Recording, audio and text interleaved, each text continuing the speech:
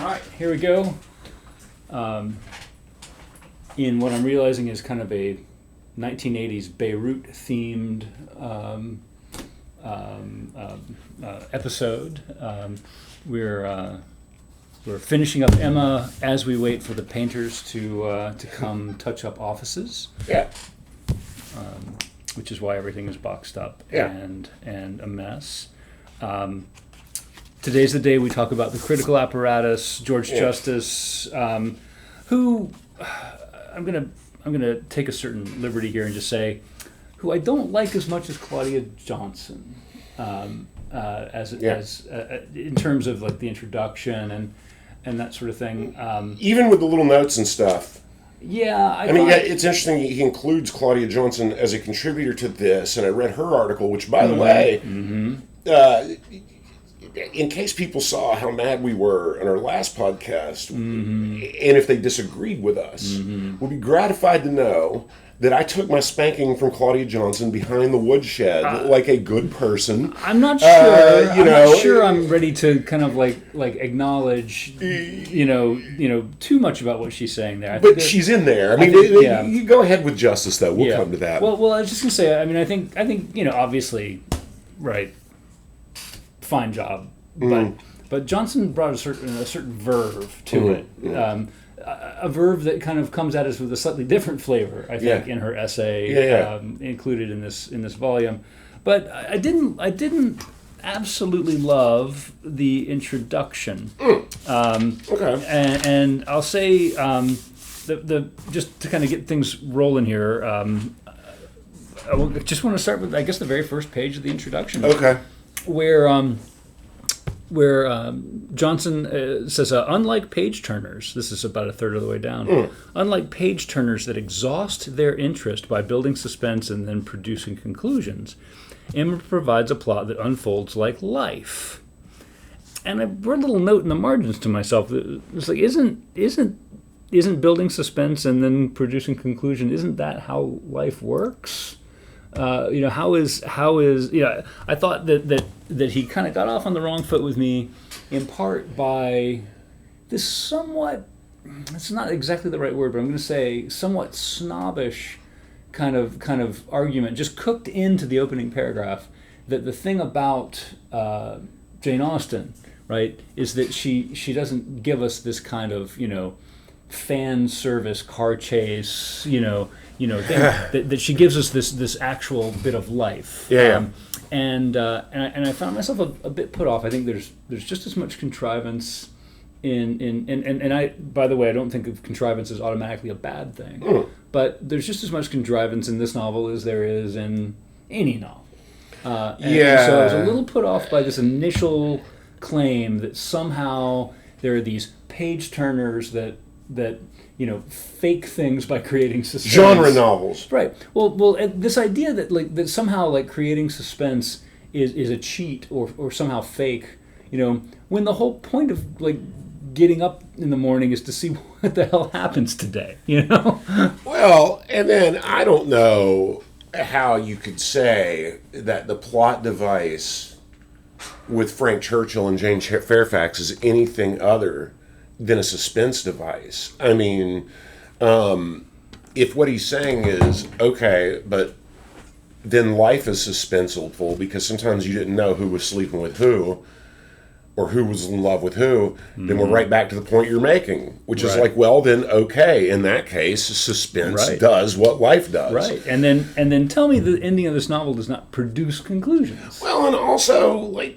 are you trying to push back against the idea that this is a novel of manners? And I know that, one of the interesting things about the articles he chose, all of which are pretty old. I mean, this edition came out in 2012, so it's not that recent. Right. But even Johnson's article, if I'm remembering right, was something like 85, and he goes back pretty far. The fun one by, or at least one of the really fun ones, I thought, by what's his name, the British guy, Richard Jenkins, was 2004. But in his own, so that's fairly recent, right? In the introduction itself, George Justice spends copious time talking about Clueless, which obviously came out in 95, and And in that adaptation, essay by Monahan, I guess, is probably the most recent one, and it talks about 21st century movies. Well, not really. No, it was copyrighted in 2003, so it's like late 20th. Same. Yeah. But anyway, back to the introduction. So, like within this apparatus of somewhat older articles, I do get the sense that one of the debates we've talked about before that goes on with Austen is like, is she a novelist of manners? Is she a psychological? I don't remember who it was. I think it was Marilyn Butler arguing that it was like our first great psychological novel. Mm-hmm. So there's a lot of different efforts to genreize Jane Austen. I find it interesting that in the quote you picked, we now have yet another claim, which is like naturalism or something. Like, Jane Austen's she's unfolding like life. And it's like, dude, I like Jane Austen a lot, but if you're going to sit here and tell me that her novels unfold like the way that any but the slimmest margin of humans who ever walked the earth ever experienced life, then you really are on some Kool-Aid. Like, I'm not saying that she doesn't attack universal themes with which we all wrestle. Right. But that's different than saying that her plot unfolds like life, because come on. Like, even in 72 or in 55, when people were writing about her, nobody was living this way. And people in England in the late 18th century were not living this way, except for the very smallest sliver of people. So I would say, too, that, earlier class objections to Austen apply to that comment as much as any other. Yeah. I mean, I think there's a lot of kind of interesting stuff here. I think Johnson does something sort of like what I would have done if tasked with Justice. You mean? Or, sorry, Justice does this thing that I maybe would have done with this kind of job, which is sort of breaking these things down categorically. Narrative technique, social class. And there are points, right? Gender. I mean, psychology and genre. Well, genre he attacks. Right. There's a lot of talk about, you opened the discussion of Volume 1 about the dedication of the Prince Regent, and Claudia Johnson pushed back on that, and she was like, listen, you need to go back and look at context. She was very ambivalent about that, and in the end felt forced to do it. Right. Justice. I want to say that I texted you about this, that I thought the introduction was kind of fire itself, and maybe you're kind of moving into that like, even though yes, there's a lot in there that I was ambivalent about, I thought in general his approach was right, and some of the sentences were fire. I liked the attention to Austen's play with the Cinderella myth in earlier novels, especially Mansfield Park. I also liked on Roman numeral 9, down to the word, the narrator's pronouncements regarding Emma's character are qualified or contradiction, sometimes in the space of a few sentences.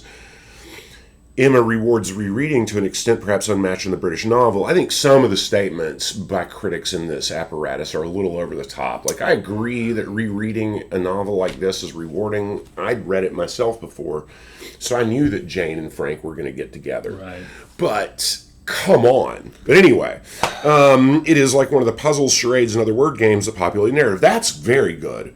Not to be unfolded without careful disentangling. It does not offer a single solution. So I dig also his use of the term on the next page in that narrative technique section. You mentioned free indirect discourse, where I like writing like this. You know this from book club, where the narrator plays a game with you where it blurs between the character's thoughts and the third person, and you can't, as the teacher, stand there and tell the student, here is third person, here is first, right? I like it when they put what he calls free indirect discourse, when those things overlap. That was a nice touch. So there was stuff in this intro that I thought was kind of fire. No, there are all good points, but I think the thing that I'm kind of responding to is something that you just said.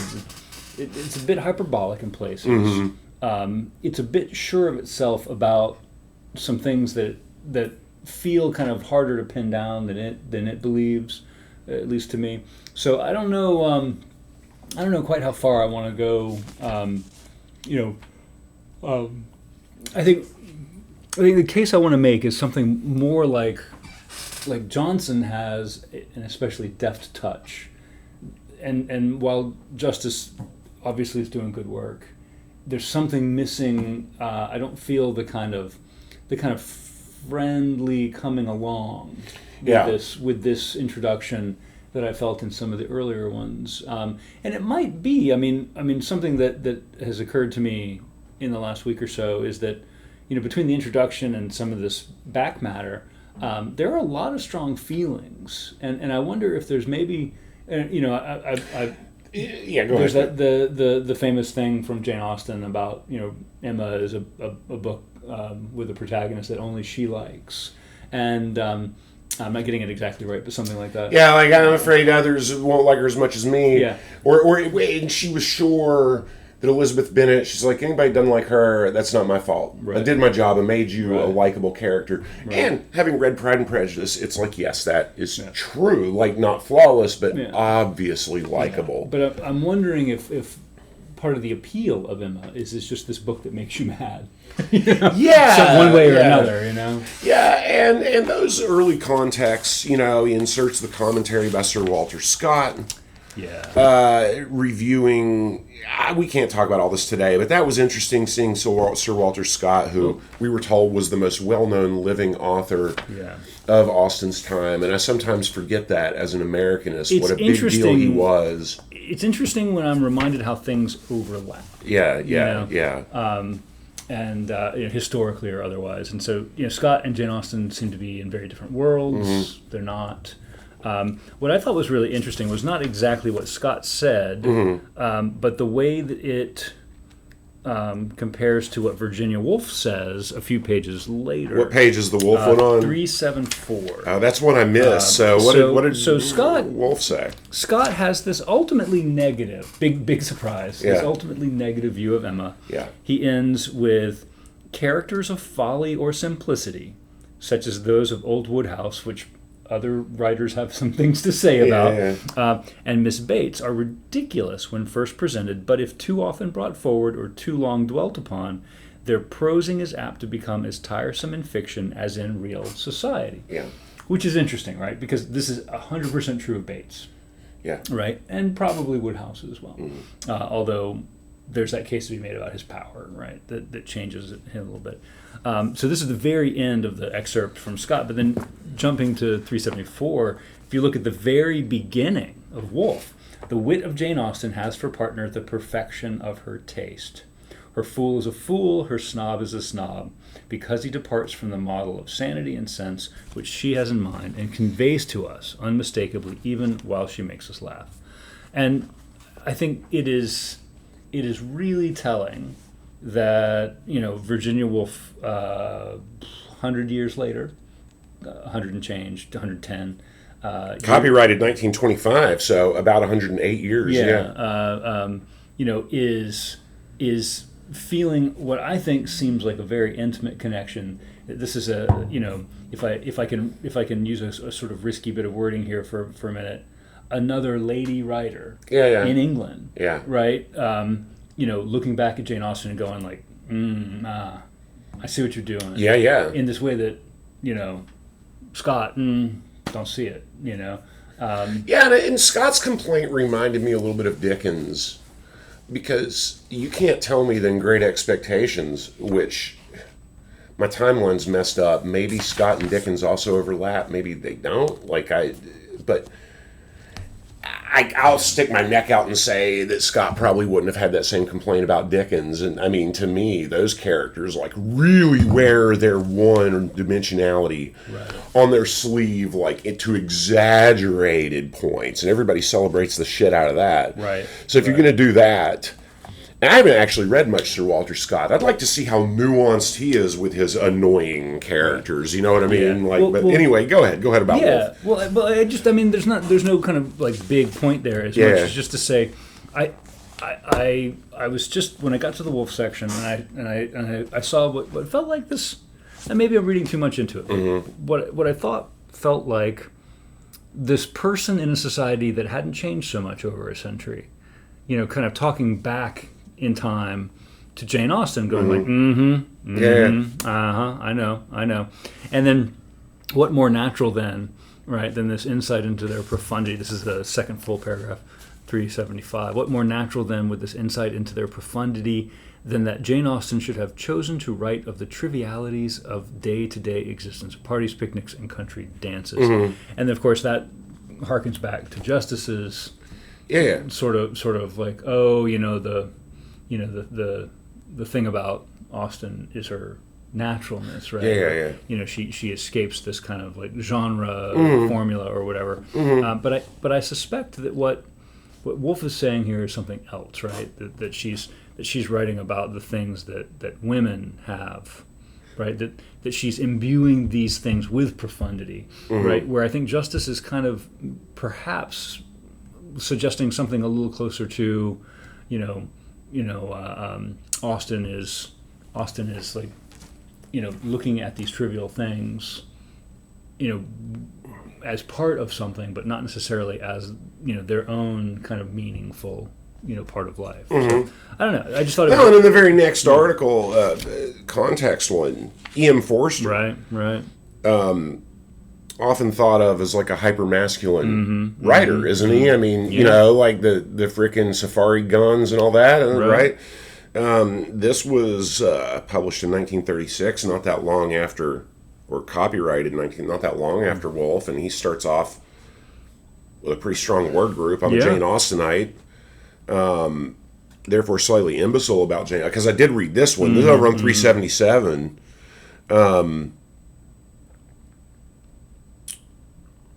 How shall we drag these shy, proud books into the center of our minds to be one with Jane Austen? It is a contradiction in terms, yet every Jane Austenite has made the attempt. When the humor has been absorbed and the cynicism and moral earnestness discounted, something remains which is easily called life, but does not thus become more approachable. So, Woolf and Forster are kind of circling a point that George Justice in 2012 is trying to remind us of.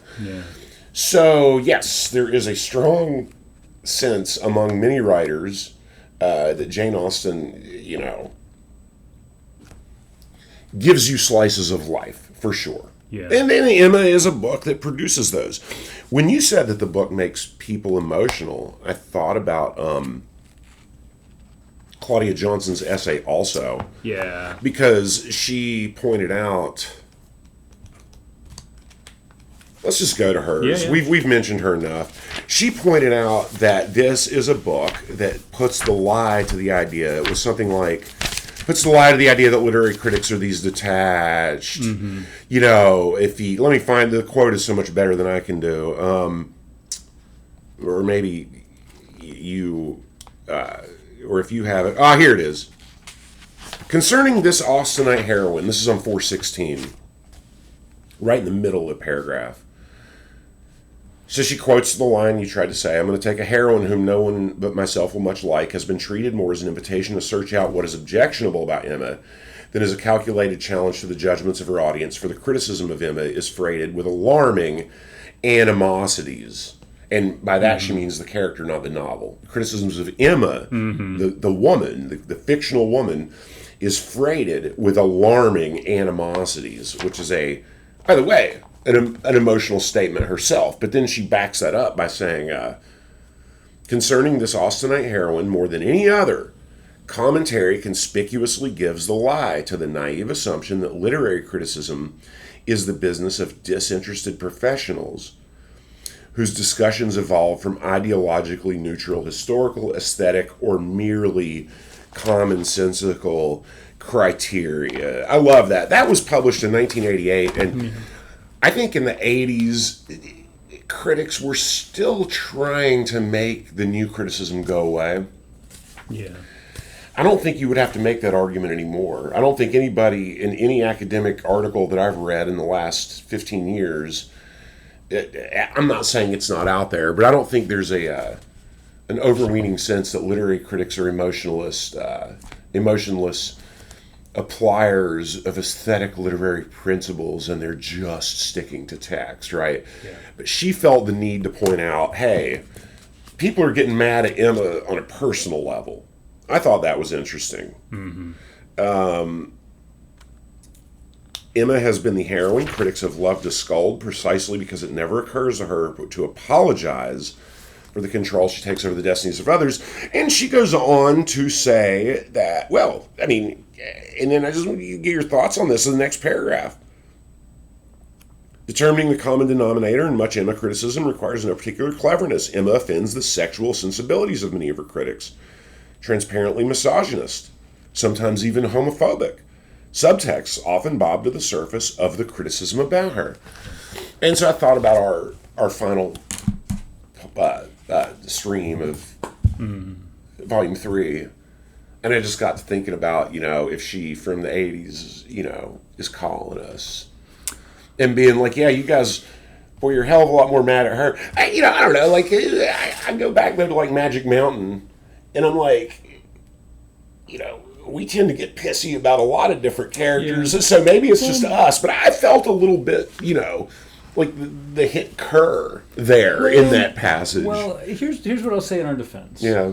I think that central to Johnson's argument, and I think this is a fair argument, is that back then, maybe still now, I don't know, a lot of people were mad at Emma without being mad at other people in the book who were doing roughly the same thing Emma was doing. And what I will say in our defense is I think we were pretty equal opportunity. We were mad at Knightley for grooming Emma. Yeah. The same way we were mad at Emma for grooming Harriet.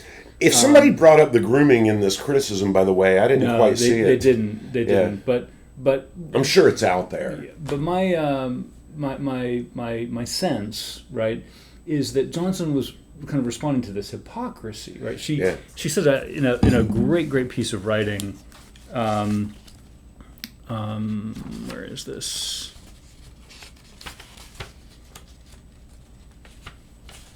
On 421. Oh no, that's the wrong thing. Sorry. 417.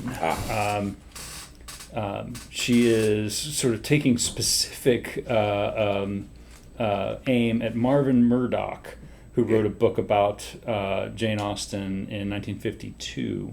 It says, Murdoch complains that Emma plays God. What he really means is that she plays man. Right? That she, a big part of Johnson's argument is that the liberties Emma takes, the way she fiddles with other people's lives, the way that she manages her own, really, it just looks like the way the men act. And that people were mad at Emma for doing this because, it ran counter to this kind of misogynistic, conservative sensibility that women were supposed to act differently in some way, right? And I don't doubt for a minute that is a real thing. But I want to say, I think the arguments that we were making, our complaints against the novel last time. I started off my comment with something like, who would want to hang out with any of these people? Right. That's not an issue Johnson's interested in, which is fine, right? And I mean, I'm not saying that. Listen, I like Cormac McCarthy's Blood Meridian too. I don't want to hang out with those guys either. Right. I don't want to hang out with the guys on the Pequod and Moby Dick either. But I'm just saying, this felt, just like really, I had a hard time finding any characters that I did genuinely like, and I certainly don't feel like I think Emma. If we didn't say it clearly enough, I would say that Emma does ring out as one of the more likable characters in this milieu. It's just that the bar is so low. Well, you know. Yeah, and so what I hear Claudia Johnson saying is some version of like, you guys are just mad that that this woman is taking control of some stuff. Yeah, and I think we could fairly and honestly say, no, we're mad about more than that. Yeah. But she also has this weird moment where she wants to explain why Mrs. Elton is so much worse than Emma. I liked that, and I liked it too. But it also, I would like to talk with Johnson about this because it feels to me like the real money argument here is on 421. at the bottom, what makes Mrs. Elton intolerable is not that she has new money and Emma is old, and that Mrs. Elton thus only pretends the prerogatives of status Emma comes by honestly. Okay, that's an argument I'm sure people have made, but we didn't make it. But then this is interesting, this next sentence. Mrs. Elton's exertions of leadership set our teeth on edge because of their insistent publicity, not because of their insistent intrinsic fraudulence. And so I thought to myself, Johnson really is siding with Emma here, like, speaking of being emotionally invested in people that don't exist. Because when Emma was mad that Mr. Weston allowed the Eltons to be part of the expeditions to Donwell and Box Hill, we looked at that passage where Emma was like so looking forward to their quiet ways of doing things. And so, Mrs. Elton, she's going to come out and like publicize. That word publicize is the key there. That's what's vulgar. That's what we said. And I can buy that. Everybody knows it's not $1 million argument or one that I'm going to push back against to say that a guy that gives to charity quietly is doing something a little differently than a person who promotes his philanthropic work 24/7. I'm not arguing against that. I know there's such a thing as class there. But it also is one of those arguments where I think there's a thin little membranous line where it's like, listen, are you doing the good work or not? Like, I just don't know that the fact that Mrs. Elton's a loudmouth is what makes her a bad person. Like, I still think you've gone back to the vulgarity, new money argument, whether you like it or not. Well, I think part of something I always think about when I think about this is an old Charlie Rose interview years and years ago with who at the time was a young Alec Baldwin. Yeah. And he was talking about this kind of revelation he had about acting in live theater. And in the scene he's talking about, someone is going to storm out of the room, and Baldwin's character says, "Stop right there." Yeah. Right.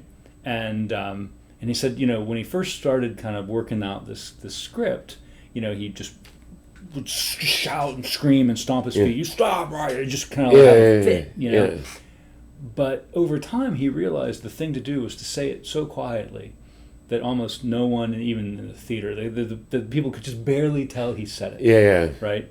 And the point for him was, it's in the script. Like, the next line in the script is character stops. Yeah. Right? So the other person has to stop. Right. No matter what you do. Yeah. Right? And so he said, if you do it quiet and they still stop, it suggests so much more power. Yes. Right? That you don't have to threaten. Like you are the one who knocks. Yeah. It's just a given, right? Yeah. And so and so I think about that in this context, and I think part of the argument that Johnson's making is it certainly has a lot to do with what you're talking about.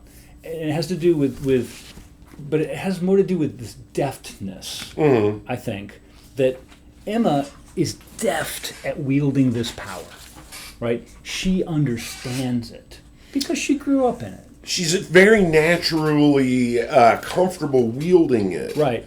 Where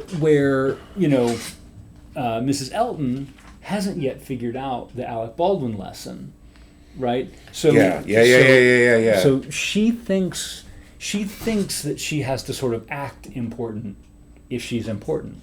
Right? Yes. And yes. Emma has figured out that there's this kind of butterfly crossover where no, in fact, like the way that you demonstrate importance is by just kind of like being there and having people come to you, which of course her father models in this like extraordinarily skillful. I mean, I'm putting off getting to that article because I still want to say more things about Johnson. Yeah. I mean, because she says like these things about Emma, to be honest.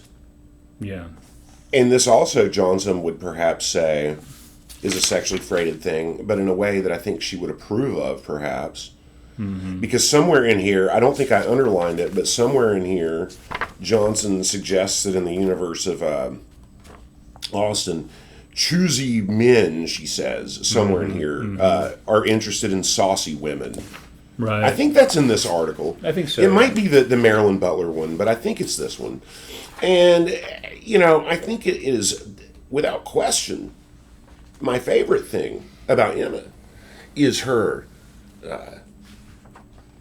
natural comfort with wielding authority, or even the things that maybe would be interpreted as manly.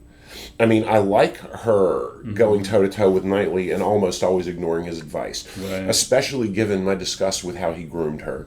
I like her vivacity, like all of those things.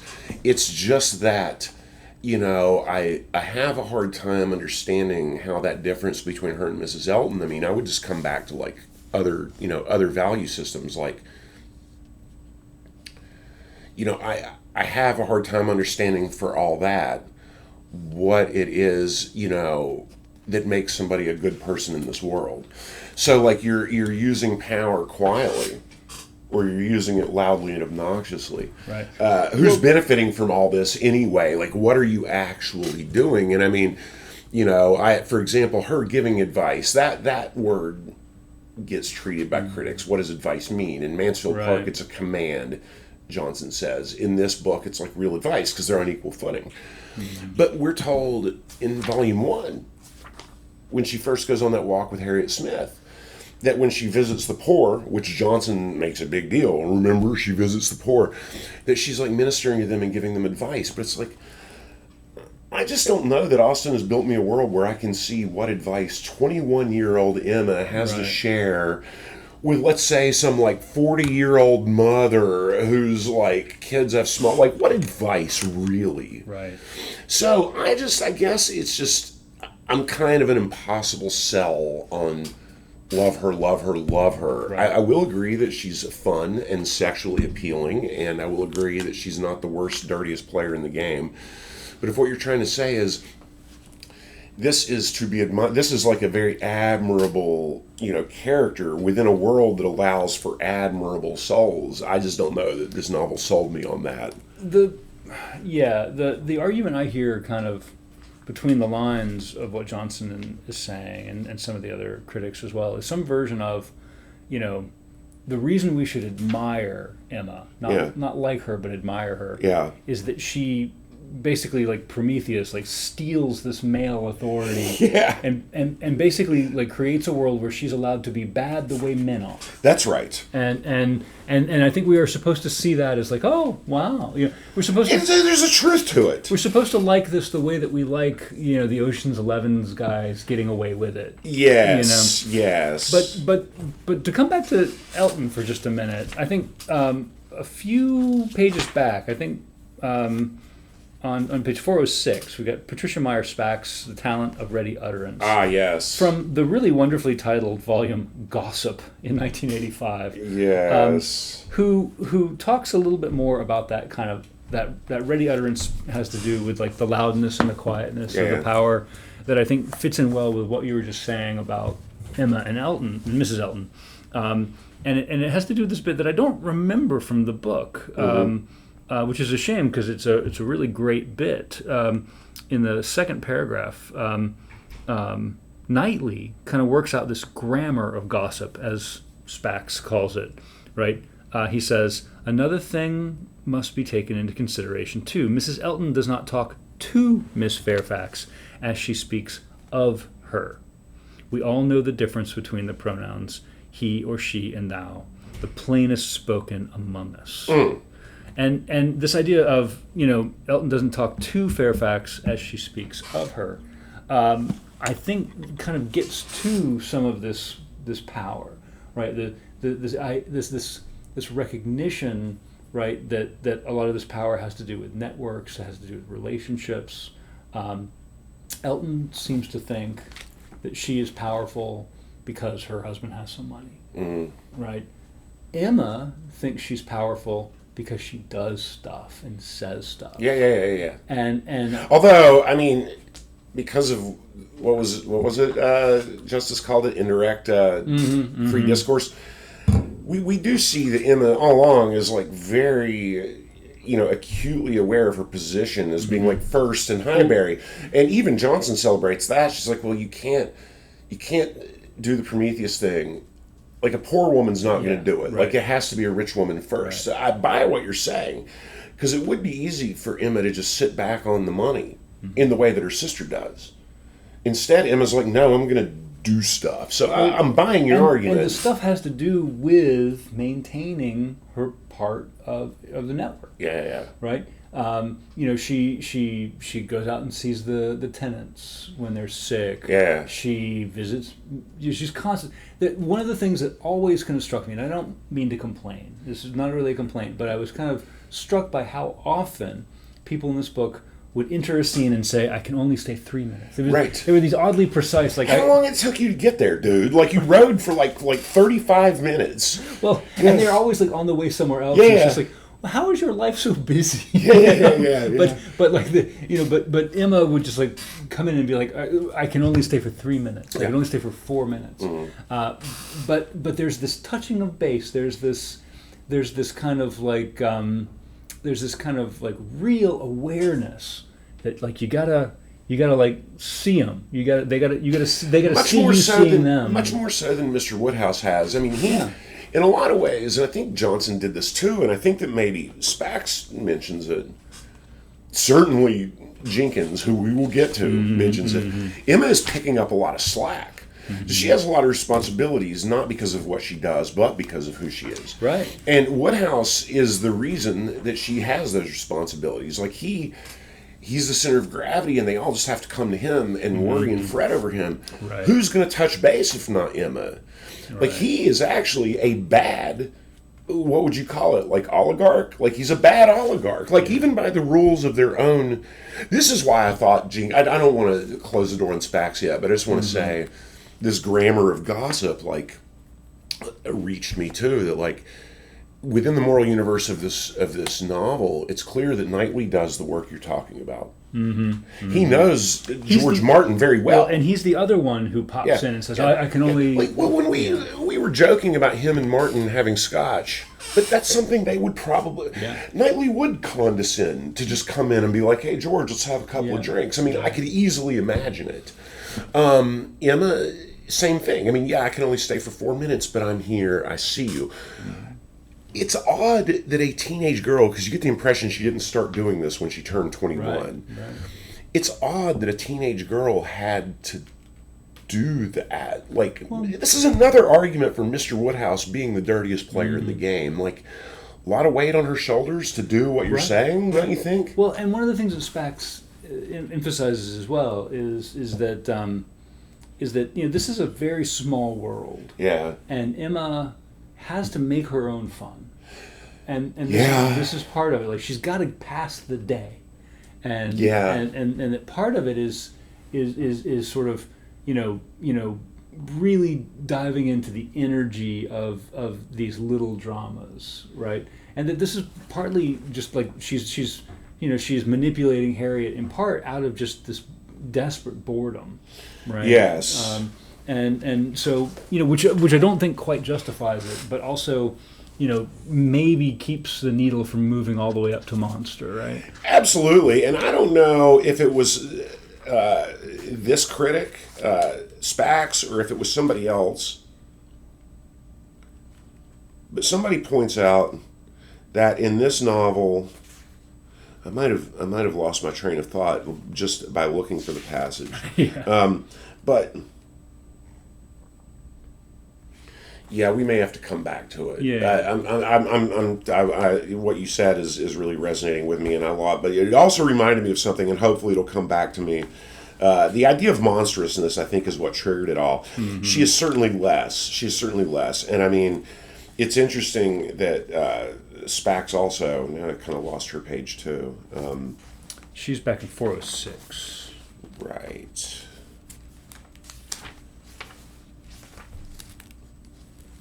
Oh, one of the critics, was it Spax, who was talking about how there's a novel coming, I think it's maybe going to be Persuasion, where we find out that the heroine's mother had despaired early on because her father was such a vacuous, boring soul.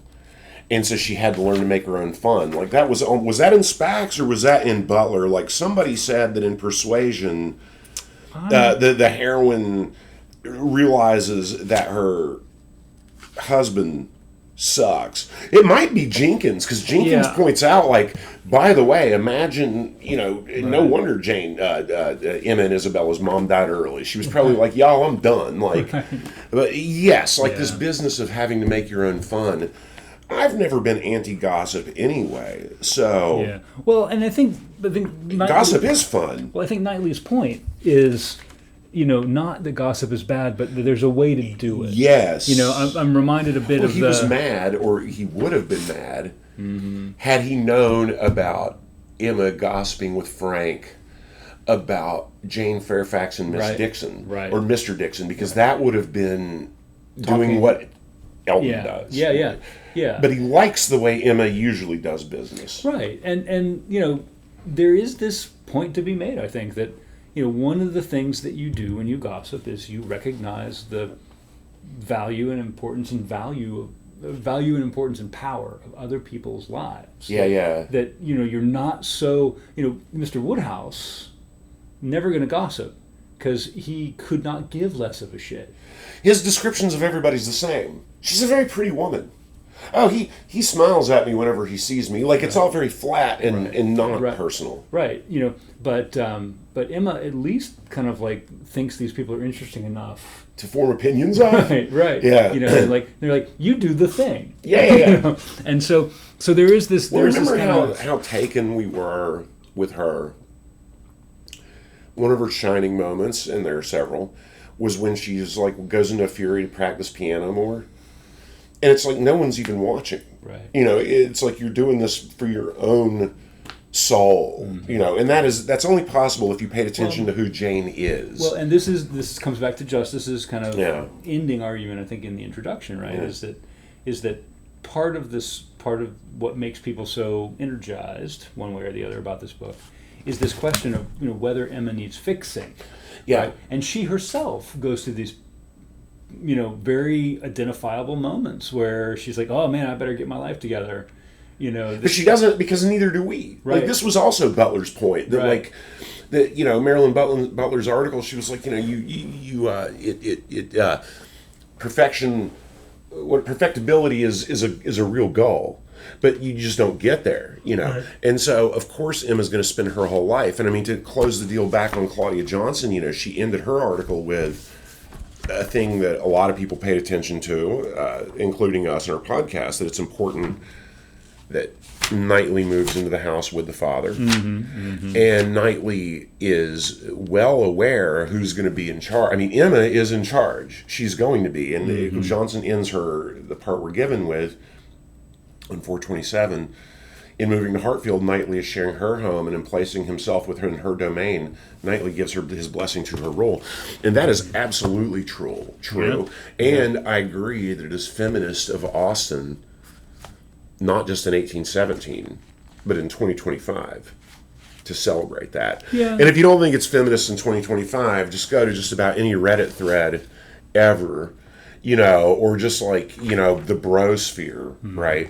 Where like, it seems like now more than ever, men, many of whom are very well educated, look for any reason to call another man a beta. Like, that's their favorite thing to do. And like, of course, this would be, oh, he's a cuck, he's a beta. Like, this would be bad news on the internet, Mr. Knightley. Like, if he did this, the internet would blow up about how whipped he was and how useless, and where the real Matt Walsh would have a whole podcast about it. Yeah. Where did he go wrong? Yes, like, this is the problem with men today. And so Austen is taking a huge plot device risk there, and I think it's rather sexy, I mean, to be honest. And I think it also shows that Knightley means what he says in that part you quoted, like from Spack. Yeah. That he's like, no, I'm into her. Like, now what bothers me is, why'd you give her so much shit since she was 13? I mean, this goes back to the grooming. Like, I'm not letting Knightley off the hook at all. He says, like, his big reveal, his face turn, as it were, is, man, I've treated you terribly for years. Yeah. And you've just put up with it so nobly. Yeah. And it's just like, Is that the test? Yeah, right. I mean, that goes, Knightley's not that great of a dude. I mean, it turns out. Right. Darcy, I thought, much better dude. Right. Not that that's, listen, again, you could easily push back on things we've said. Like, who said that a great novel has to have a likable character? I mean, who's likable, for example, in most Henry James novels? Right. Certainly Turn of the Screw, which is like one of his most fun. Everyone sucks ass in that novel. And I would say, no, that is not important at all. But this novel feels a little pushy to me on the point that some of these people are really good people.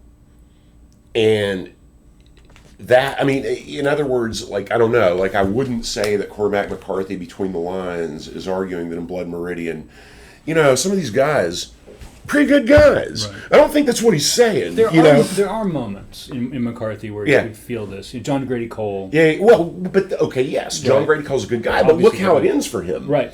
This is what happens when you're a good guy. Like, you don't end up marrying the woman or man of your dreams. In fact, for dead in All the Pretty Horses, this is a great point. More mannered than Cormac McCarthy one cannot get, actually, as many critics have pointed out. Like John Grady Cole being left at the train station by Alejandra, is such a gut punch. And when you're reading it, if you read it as a young man, McCarthy's telling you from the background because he's already written these novels. He's like, wait till you find out that he's going to die in a knife fight with a pimp because he wanted to marry a prostitute. If that bothered you, right? Alejandra leaving him at the train station, like John Grady Cole is just going to lose over and over and over again. Right. I don't really agree with McCarthy's sense of the world. No. I mean, I really don't. I'm just saying that, like, art that asks me to think that a person is one way and then my feelings are another, it can be exciting, but it's also troubling. And sometimes, I feel like Robert Kirkman does this in Walking Dead a lot. Yeah. Where it's like he's trying to get me to feel a certain way about that plot. Mm-hmm. He's trying to make me more libertarian. He's trying to make me more appreciative of gun rights. He's trying to make me more appreciative of masculinity, even as manifested by women when they're willing to be. Mm. And I just find myself sitting there being like, man, like, I just, you're not so tough as all that, Robert. Like, you're working with inks and dyes, and, like, you're a nerd just like me, and, I don't know. You know what I mean? Like, so it's not exclusive to Austin, is my point. Yeah, there are these, and even when people put their money where their mouth is. Yeah. Joe Rogan is a legit fighter. Sure. And I would not fight him for all the money in the world. I suspect he still works out, I suspect he would. I suspect he would handily dispose of both of us. Easily. But I'm just saying that I think, like, he would argue I'm soft now. But all the same. Yeah. Right? That doesn't make me feel better about his arguments. That's right. But there is this sometimes, and this is not something I'm trying to suggest that Jane Austen does, but there is sometimes this kind of money mouth problem. Yeah. Where I think Jane Austen is in fact doing exactly what she's trying. The background. Yeah. In all these Norton editions show you that she, like, one of the biographical snippets in here says that, like, she was never seen without a cap, either morning or night. Right. And I'm like, poor Jane. Right. But then I was thinking, how do you know she didn't dig the cap? Right. Exactly. Did you see the little drawing of her? Yeah, it's nice. It's little cameo drawing. Justice includes that, and it's pretty. Yeah. But yes, money in mouth, you were saying. Yeah. Well, but the other thing this makes me think of, and then maybe we can slide over to Jenkins. Yeah, we need to do him before we call it. Yes. But one of the things that has been kind of interesting, and I guess kind of the mention of Walking Dead made me think of this, but there's that adaptation of The Boys on Amazon. Yeah. And one of the sort of more interesting sort of, features of that is that there is this whole demographic of young male viewers who got all the way to season 3 before they discovered that the guy they thought was the hero was actually the villain all along. Right. Even though he'd been doing murderous things. Well, but because power and justification. Yes. And so there was all of this kind of like fluttery talk about, like, oh oh, what does this mean? You know, that these guys couldn't tell that he was the bad guy. Yeah. And even some kind of like convincingly kind of heartfelt sort of, you know, threads on Reddit where guys were like, but wait, how can he not be the hero? Yeah. You know, like, Yeah. you know, and I mean, I'm laughing, but it's also horrifying. Right? Yeah. And I think we encountered. I'm gonna take some liberties here and kind of say we instead of me. Encountered some kind of similar dissonance with Emma. I think in the sense where I think I especially like I wanted to take some of these moments and go, oh, this is Jane Austen satirizing this society, but I never could feel entirely like the book closed the deal, and really convinced me that it wasn't kind of on the side of the society. Exactly. And And so, we've had that same complaint about all. Hasn't that really been true? I think a Even little Mansfield bit. Park. I mean, Yeah. which people think is so scathing. It's like, how did Fanny not just wind up getting everything Right. exactly? Right. Like Yeah, and so I kind of and I think Jenkins' reading of Mr. Woodhouse maybe is the closest Yes. kind of to that kind of ambivalence. Let's move to him. I think that his argument is that not only is Woodhouse everything we said he was, but that what we might have been missing, and by we I mean all readers except for the clever Richard Jenkins, might be missing, is that Austen is well aware of this, that he's intentionally this snake, this villain, this delightful villain, almost an Iago level villain. I mean, I really feel like he's hyperbolic in that he's holding Woodhouse up as one of the great villains in English literature, and I would recommend to people, if nothing else, like read this 2004 essay, because it is just, you don't even have to have read Emma to enjoy his description of this character. Yeah, it's very well wrought Yeah. in a lot of ways. I was especially taken when you get towards the end on 448. Okay. It says, I have described him as a villain. This is Mr. Woodhouse. Yeah. And a destroyer. Yes! But we are not to imagine, of course, that he has clearly articulated his motives to himself, nor is his amiability feigned. The interplay of conscious and unconscious motives is a very fine one. Is very finely observed. That is why he can be both so ineffectual and so dangerous, such a menace and such a dear. Yeah. And then the first sentence of the next paragraph, but he remains a bloodsucker, fastened upon his daughter's flesh. It's like Old Testament. Yeah, it's beautiful because it's like reminding you, this goes back to Justice's argument that the novel is like life. I mean, that is true, that like a lot of times what we would confuse, even rightfully, with charm and niceness. People can be really nice and also like fully malicious, like all in one ball. I mean, if only things were like the world of Bertolt Brecht, you know, where there was like the villain and the, you know, but like here on 448 also, this is when you're having fun. And I mean, I wish I could write like this, and maybe I can. I know your own writing, you're imagining branching off this way yourself. I mean, you know, at first sight, Mr. Woodhouse may seem to be a very first-rate comic cut, very amusing, but no more. But Jane Austen's wit and her psychological penetration show that his passivity is aggressive and rapacious. There are, as we have seen, some hints that Mr. Woodhouse may not be altogether as well beloved as Emma supposes, but certainly he commands a fair bit of affection, and indeed there is something charming and lovable about the old boy. I think you have to be British to write that sentence, but that's pretty awesome. So amiable and yet a monster. The genius of the betrayal lies in just this, that both things are true. I love it. Well, there are those people in Yeah. the world, and I'm sure you have them in your circle.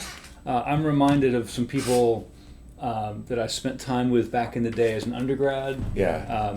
I had a neighbor. I lived in a one of those really cheap student apartment complexes, with a couple roommates, and my one of my neighbors was a retired Catholic priest who would have me over for drinks. Yeah.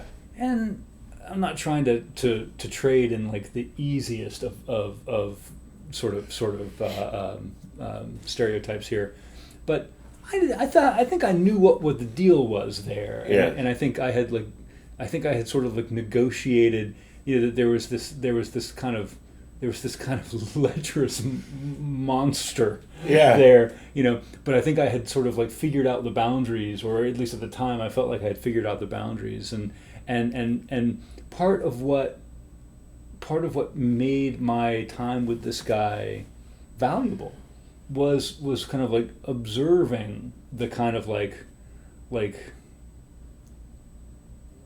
the passive monstrosity of him. Yes, the passive monstrosity. And it is Jenkins, on 446 that talks about persuasion, which I guess we're going to read next. Yeah. We might reflect on what the character of her life is likely to have been. This is Emma's mother. Yeah. Once she realized what sort of man she had married. In Persuasion, we are told explicitly that the heroine's late mother strove to do the best she could with the desolating discovery that her husband was vacuous. In Emma, we are left to infer it. So, I mean, yeah, this essay is so great, and the name of it is just Mr. Woodhouse, I guess, which I love. The beginning of this too, I feel like I have to say, after saying that Woodhouse is one of Austen's finest achievements, he says he's always been enjoyed as one of her best creations, a lovable old silly.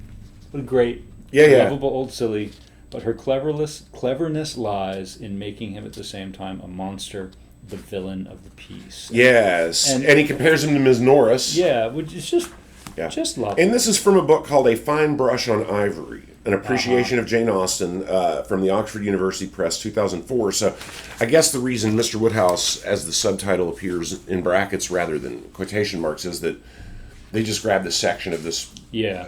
It makes me want to read the whole book. Yeah. Yes, I love that. And I guess his essay turns me around on Austen about as much as anybody's in here, because it's like, it had not quite clicked for me, even though we said maybe it's on purpose. He's entirely sure that Austen knows that he is the villain of the novel, that he is a monster. And, contra to... who was the critic we were just talking about that said, maybe it was Sir Walter Scott, that was like, oh, you put him in there too much, right? It becomes tiresome. You lose the comic relief. And I feel like Jenkins, hundreds of years later, is like, listen, he's not comic relief. Right. He's kind of like Mrs. Norris in Mansfield Park and, other villain. He is the villain. You just have to be deft to see the art that she's doing.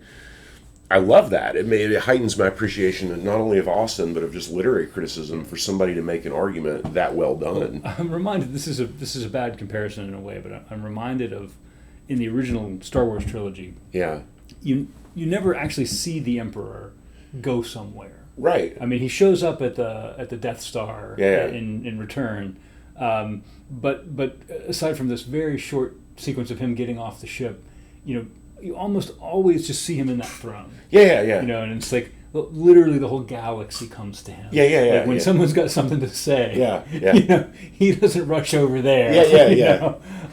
And there's this kind of like stubbornness about just kind of like, I don't know, like here I am. If you've got something to say, you know where I am. Yeah. There's so much power there. Yeah. So much, and so much just possession. Just really taking a firm grasp on this role. Like, I'm that guy. And the bloodsucker metaphor that you mentioned is interesting because, I mean, it really does seem like his greatest wish is not so much the power itself, although that enables this greatest wish. But the greatest wish really does seem to be to deprive people of the very thing that Emma's best at, which is to make their own fun. Right. As you said, to enjoy life. Like, it seems to bother him when people enjoy life. And it's like the whole purpose of power is to, like, make sure nobody's having any fun or something. Like, and I think that's a great idea for a villain, like a killjoy extraordinaire. And how interesting that Emma loves him so deeply. Going back to, Jenkins' point about how, listen, he's not over the top like the Emperor. Like, he's very, he's enough of a deer to where Emma adores him and is not willing to leave him, but also let's think about him like an octopus. His tentacles are on her, like it's both. And if Emma is an avatar for, hey, even if you're standing in Ford's department store and you're looking out on the street, your imagination better be creative enough to make your own fun. And sometimes it means playing with others' lives too. But also, like, watch your back, because your own father would just as soon, like, have you be sick as hell and at the doctor's mercy as the way you're thriving. I mean, I just don't know. Yeah, it's really, I mean, it's Jenkins who points out that he argues against the wedding cake for Miss Taylor. And then even tries to stop them from eating the cake at the wedding. And, man, I'm hard-pressed to think of sort of worse behavior than to tell the bride and groom they can't eat their cake. Well, the narrator steps in and she's like, when Woodhouse was bitching to the doctor later, the narrator's like, yeah, but the doctor's children might have been seen going around with pieces of the wedding cake, like, shortly after that conversation. So, like, yes, he's so ridiculous, but it's like the doctor's like, oh, he indulges him. He's like, oh, yes, that cake, not good for you. And then he's, like, feeding it to the kids. I do think if Jenkins is right that this is fully intentional, and I think I've come around, then it does make me see Austen more as a social critic in that, one of her complaints about society is how much we enable this kind of behavior in people cause we like them. It's not always because they have power. It's like, oh, well, that's just her being her, him being him, that we let people innervate us. We let people ruin us. Yeah, and I think she's really perhaps suggesting that within upper stratuses of society, that problem is even worse, according to Austen, maybe than anywhere else. I mean, I think her sharpest criticism is always reserved for the olds. Yeah, it's always these women who won't die, holding on to the fortune, and these men who must have it their way, regardless, who don't know what goes into getting it, but demand all the same, and there's this, as we enter into our own sort of 21st century kind of gerontocracy, I feel like it's sort of come back around to being a really important thing to think about, the kind of, when we say that a parent is a bloodsucker, I mean, it seems counterintuitive at first, right? Like, no, he gave her, blood, right? But then, when you think about the way that he is stifling her development, the way he's not allowing. I mean, one of the questions that Jenkins makes me ask myself, which I'm a little embarrassed to say I never thought to ask before, is like, well, what would she have done if her father had died instead of her mother? Like, where would Emma be when we meet her? Knightley seems to feel that she, in the beginning of the novel, that she would have been a better person. Right. Because the mother knew how to cope with her, and Miss Taylor didn't. Right. But Knightley's kind of full of shit because he digs her so much as he in his face turn later. Right. Oh, I secretly like how she always did what she wanted. Right. So are we to believe that the mother dying was like, really, she's the one that needed to be gotten rid of? That, that Emma needed this chimera, this half bloodsucker, half indulgent. Like, she needed the full passive deal. I mean, one way of understanding this, right, is that the father is this unnatural monster. But the unintended benefit of that is that he creates in Emma this unnatural woman who can be a man. Right? While still being a woman. And so, on the one hand, it's like this lucky break for Emma. Right? That it turns her into somebody that the richest guy in the neighborhood finds really attractive. Right. But I find myself sort of wondering, much was made in some of this material about what it meant that they were landed gentry, but not full aristocrats. That's right. Not peers. The critics want us to know that we're not in the land of the Prince Regent. We're nowhere near it. In fact, they're the next rung down. There are no titles here. These are just rich folks. Yes. Right? And so, it's not like she would have been in London, rubbing elbows, with the Bridgertons or whatever. It feels like in the world of Austen, is it true that the only people we've seen that get to live in London are people who make their own money? Well, here's I mean, and live well. You know what I mean? Yeah. Like John Knightley, the young Knightley, has moved Isabella to London Right. because he can afford it, because he practices law. well, not just right? because he can afford it. I mean, money is a problem. Yeah. Right, because you can't truck the kids to the long way around to the beach. Right. But you have to be in London to be a lawyer. Right. That's where Right. the business is. Right. Right. So you go to London if you are a business person, right, of some sort, or if you are super elite, right, then you have your country estate, which is where your wealth comes from, but you also have a London house for when you have to go be in the House of Lords and Right. and during the season, right? Right. And so these people are not rich enough to have a London house, and since they're not part of that season, that social season, there's no reason for them to go to London. Yeah. And this is part of the reason that Emma is so bored and isolated, right? Is that she has no reason to go anywhere. And why they give Frank such hell for going to get his hair cut. Right. You went all the way to London for that, and it's like, well, the real reason he went to London, we find out, was to arrange for this piano for Right.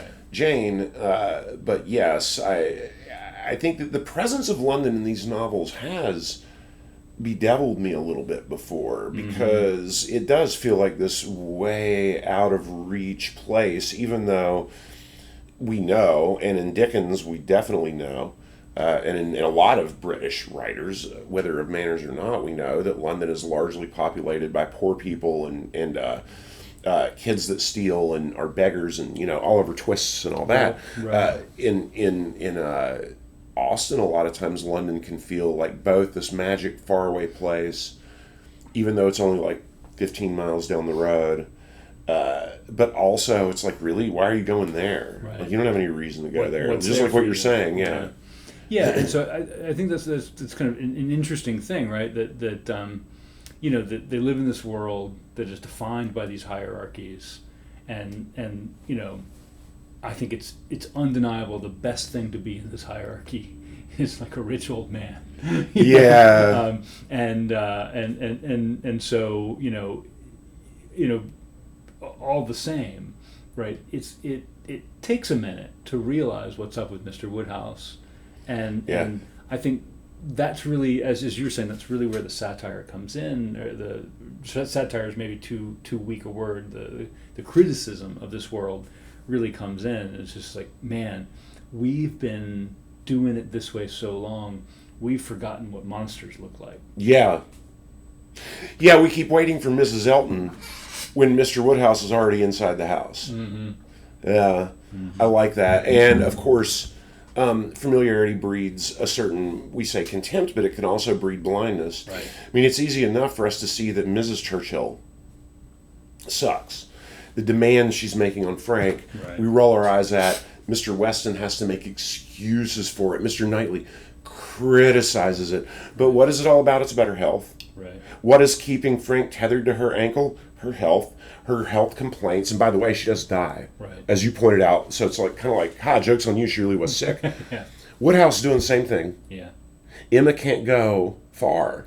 And when they do go somewhere, everybody has to accommodate for him. He's exactly like Mrs. Churchill. Yeah. Frank can't marry Jane till she dies. Right. Emma can only marry Knightley with these very special. So because Mrs. Churchill did not bleed us of her strangeness to bring McCarthy back into it again. We can be like, oh, that is a battle axe, control freak, horrible rich person. But as you say, it's like, man, you forgot what a monster really looks like. It's the guy right there in the house. Yeah. It's like running the show Yeah. with a smile on his face. Right. Who in fact is making you run his show. Yeah. Who's making you run his show? And doesn't even have to say it. Yeah. He may not, as Jenkins points out, be aware of it. Right. Well, he just knows what he doesn't like. Yeah. And he behaves badly enough when he's not happy that people... Is it weird to, like, wonder how he had sex in the first place? Like, how does he have two daughters? I mean, if he hates, because Jenkins and somebody else pointed out, well, clearly he's insulting the memory of his wife by being against marriage this much and hating it. And it's like, kind of weird. I mean, I get that Emma's mother would have married him for all the reasons people marry in Austen's world. It's like, well, he's a rich gentleman. But, like, you know, part of me wants, like, the soft porn version prequel to this novel. Like, I want to see Mr. Woodhouse, like, in his prime, as it were. Well, I mean, I think this is a really interesting point, because I think what we might see there is Mr. Knightley. You think? Well, I mean, what's to stop Knightley, with his perfectly, self-sufficient, wealthy land? What's to stop him from turning into that guy in 30 more years or 20 more years? I mean, are we back to the Matt Walsh podcast now? Are we saying that, like, yeah, you're a beta, you're just going to, like, insipidly sit there and, I don't know. I would say the other way around. Okay. I mean, I think what I'm saying is like, look, Woodhouse is not going to live forever. Yeah. And when he dies, that property, which, by the way, used to be part of Knightley's land to begin with, gets reabsorbed into Knightley's land. Yeah. They move back into his, which, by the way, was, an abbey. Yeah. Before Henry stole it. And somehow Knightley's family ended up with it. Yeah. What's to stop him from moving back to, I forget the name. Donwell. To Donwell, and just being like, all right, I'm done. What's to stop him from, like, just making everybody come to him, from demanding that his wife just, tell everybody about his specific porridge desires or, whatever. Like, there's. I think his real attraction to Emma might be as simple as he wants somebody to take care of him. I don't think so. Okay. I don't think so. But what I mean is that this world that they live in, right?